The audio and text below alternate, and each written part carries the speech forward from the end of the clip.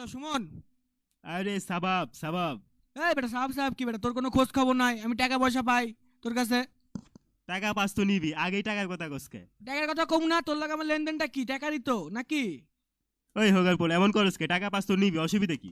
তোর মায়ের বাপ কথাবার্তা বুঝে শোনা কইস, মাথা মুথা গরম করে লাইস না। আরে আমি ঢাকা বাই সিটি পোলাপানের লগে কথা কইছি, তো কাজ করে তোর টাকা তোর শোধ করে দেবুনি। না আমার টাকা আমি বুঝি না, আমার টাকা সময় মতো পাইলে হলো, যেই সময় দিছি সেই সময়ের মধ্যে আমার টাকা চাই, না হলে কিন্তু তোমার শনি আছে কপালে। আরে যা যা, তুই কুড়ে মুড়ি ভিজে খা।